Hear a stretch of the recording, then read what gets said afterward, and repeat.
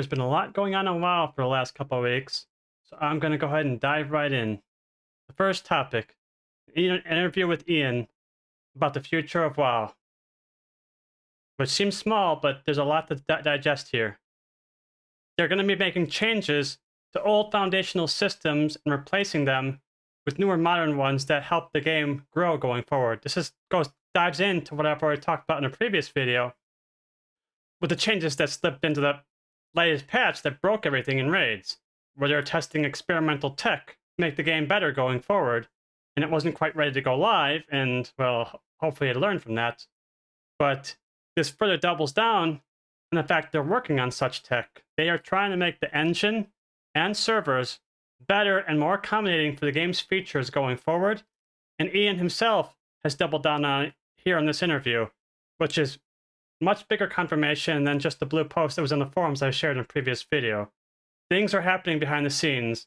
We might not see them until midnight, or maybe a later patch in this expansion, maybe not even to the third chapter of this saga. But they are working on it, and like all of you, I'm hoping this means better FPS and raids, better gameplay in general, less server issues whenever a play or a world boss is engaged, and the game lags all to hell. They need new tech for this. It's clear that the more ambitious they get with outdoor activities or raid mechanics, the worse the game runs, because it's a 20-year-old game. It's time for some change to make it accommodate new design.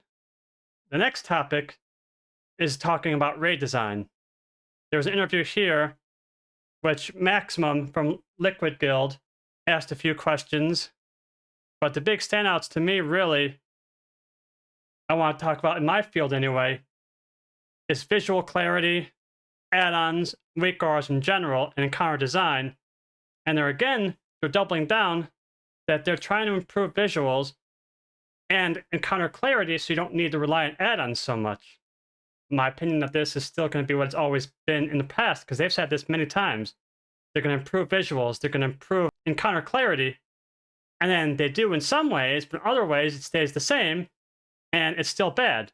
Like, you try to do a Mythic Plus right now, and you go into Mist of Turn of Sight on Mistcaller, all you have is blue on blue on blue on blue. You can't see anything that's going on because everything's the same color. Even though they've modernized the dungeon for Mythic Plus and brought it back into rotation, it's still an old dungeon running on old philosophies. And that's a huge problem with reusing old content, which they're going to be doing a lot of going forward, which means these new philosophies only being applied to newly designed bosses just doesn't work. You can't just do it here and not do it here. It's only half measures until they go all the way. And they say that here that they're going to have a new swirly mechanic, or swirly visual, coming in 11.1. I can't wait to see it. But it's still going to be awful if it's blue on blue. So we will see. But they did make some points here that I actually like, is they purposely made sure the visual clarity of the spells on Queen Ansaric did not go poorly against the environment. And that's a big deal. And I give them props for that. I've done that fight. The visuals were easy to see. I might have dropped you to 2 FPS, but they were easy to see. But this point is one I talk about a lot too, because as the author of DBM, I feel like I'm constantly fixing it behind Blizzard. I can't do a dungeon without DBM because I can't see half the mechanics. I literally added a giant red icon on the Vulpin during freeze tag on Mistcaller so I can see it, because I personally have issues with blue on blue. That's the worst thing for me. I have trouble seeing that Vulpin running around on the ground, so I have DBM put a giant red icon on him to give contrast to the visuals so I can actually avoid that mechanic in Mythic Plus. And I feel like that's a problem if add-ons are having to be designed to fix the game. I don't like fixing the game. I would prefer it if people didn't install my add-on to fix the game. Maybe customize sounds, get some nice bars on the side. That's what DBM should be for. DBM should not be for seeing mechanics at all, because they're invisible to the player eye. That is a problem that Blizzard should address, or add-ons or weak auras are always going to be mandatory. You know, every frontal, every ground effect you shouldn't be standing in, every mob or danger you should avoid should all be so clear and visual that whether you have DBM or big rigs or weak goers or not, you should have no trouble avoiding bad things and moving into good things. And that's just not the case with current design. So again, they say they're going to improve it. I'll believe it when I see it. The next topic, the World of Warcraft roadmap. Now this has a lot to digest, so I'm going to cover a few things from it. But what we already know from this is a lot is coming. But the first point I want to talk about is going back to what I've talked about previously, and is whether or not Blizzard can keep up with this pacing. And I think they found a magic middle ground finally. The Siren Island, which we're getting in the next patch, is actually an unused island expedition from Battle for Azeroth. So the art was already there. And a lot of the concept was already there. They just had to iterate on it and finalize it to be used for this patch, which is a beautiful middle ground when your developers, they are on crunch. They are struggling to keep up with this content pacing. But if they actually do this cleverly, using old assets, creating new assets out of old assets, it helps mitigate some of that issue. And I think it's a perfect middle ground. And it's not just Siren Island. You look forward here, you see the return of Visions. The return of Visions is, again, if they're able to reuse something and still make it fun, that is a great way to manage this kind of grueling pace while working on 3 expansions at the same time, and in a way that's more sustainable long term. So I feel like bringing Horrific Visions back here, or reusing an island expedition, well, not really necessarily reusing in this case, just using what I didn't use in the first place, are good steps to making this more sustainable timeline. And the last topic I want to discuss is player housing, which is why at the start of this video, you saw me sitting in my garrison. You know, I was leading up to it. You knew I was leading up to it. It's been suggested already we might get early access to it before the expansion. I think that's true. We probably will get early access to it. But one thing that I haven't seen people really discussing, but I have seen on social media from Blizzard employees who posted after the reveal, is that they've been working on this at least 3 years, minimum.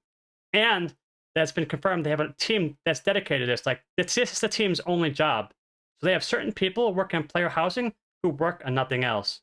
That's actually a very, very positive thing, because that means they're unaffected by all of this content pacing. If their job is to work on player housing and nothing else, they're not beholden to falling behind like everyone else, except for the feature as a whole when it launches. But if they've been working on this for 3 years, they've been cooking for a while, and it's one of Blizzard's biggest well-kept secrets, which is why as soon as it was revealed, some employees couldn't wait to get on Twitter and Blue Sky and say, we've been working on this thing for so long, and we've had to keep this secret for 3 years, and it was killing us inside. You know, you've all been asking for it, and we all knew we were working on it, and we couldn't tell you we were working on it, and, you know, it was killing them. One thing I want to say about expectations of housing is it's probably going to be, let's say what's not going to be. I don't think they're going to go with a plot-based system or a lottery-based system like Final Fantasy XIV.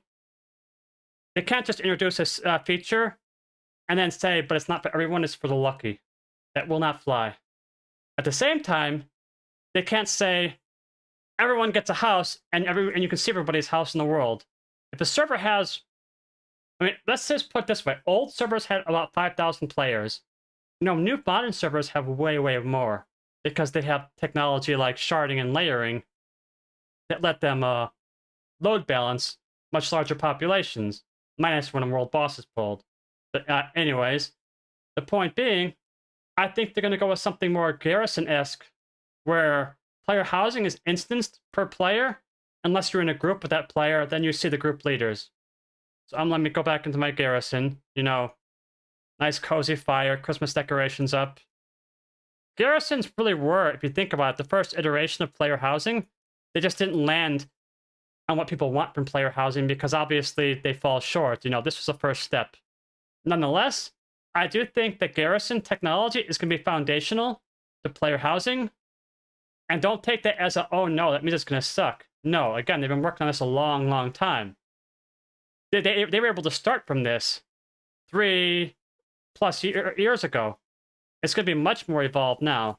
But I still think it's going to be something along the lines of this kind of technology, to where maybe you all have the same plot somewhere in the world, but each player sees their own version. Say also similar to the farm in Mist of Pandaria. I think that's going to be the foundation of tech, but maybe they'll also have different areas. Like, hopefully they have multiple plots in the world where you can actually say, I want my house in Red Ridge. I hope they can have multiple locations, not all in one zone, or 2 zones in the case of garrisons.